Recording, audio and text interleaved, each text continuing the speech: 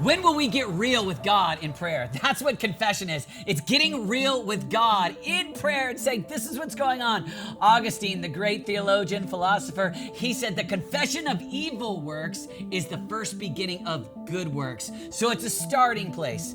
And I want to invite you to a starting place of confession where you're just honest and real with God. God already sees, God already knows, and sometimes we have this fake pretense instead of just coming before Him and saying, God, this is what's true. This is what's really going on in my life. How many of you like to be around fake people? Neither does God. God likes to be around authentic people. And you don't have to be perfect, but you got to be real. I remember years ago, my wife and I went to my 20-year high school reunion. And I was nervous she would have a bad time because she's an introvert. She didn't know anybody. But to my surprise, as we left the reunion, she looked at me and said she loved it. I said, why? And she said, I've been hearing you tell stories all these years about high school. She said, after talking to all of those people tonight, I realized all your stories are true. So in essence, she was saying, I love that you're not a fake. I love that you're real. And listen, we love authentic people. We love people not because they've reached a level of perfection, not because they're without flaw, but because they're real. And yet for some reason, it's easy for us to be fake with God, as if He doesn't see or as if He doesn't know. I remember being at a Michigan State versus Michigan football game. And Michigan State was at home. Everybody was cheering for Michigan State.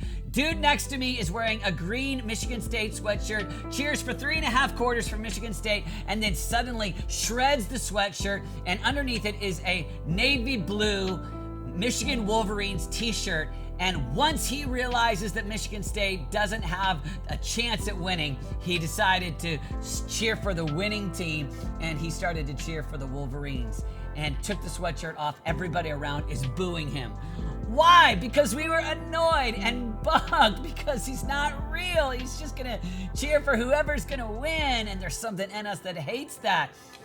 Here's the reality. God uses imperfect people all throughout the scriptures. Moses killed a guy. David committed adultery. We find over and over again God using weak people. But God wants real people. And the way that you come before God and confess, here's what's going on. That's your moment of saying, I'm not perfect, I'm broken, I'm weak, but I'm real. Here's what's going on inside of me. Easy for us to be just like actors, put on a mask, but God invites you to come before Him. He wants to use you, even though you're weak, broken, messed up, and get open and honest. One of the ways that I love to do it is I love the Keith Green song. This says, my eyes are dry, my faith is old, my heart is hard, my prayers are cold. And I know that I ought to be alive to you and dead to me. Oh, what can be done for an old heart like mine? Soften it up with oil and wine. For me, it was a song of confession. Here's what's going on inside of me, God. And I want to invite you to get a prayer of confession, a song of confession. And come before God and say, hey, I've missed the mark. I'm not where I want to be, but I'm open and I'm real and I'm honest.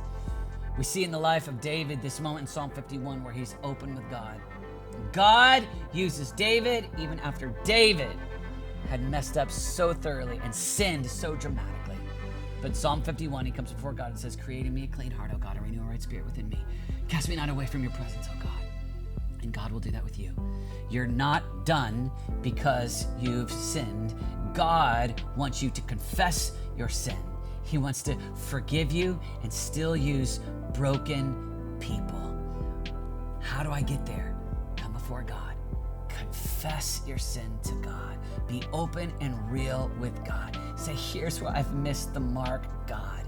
And watch God forgive you, heal you, and prepare you to continue to carry out what He's called you to do in His purpose for your life.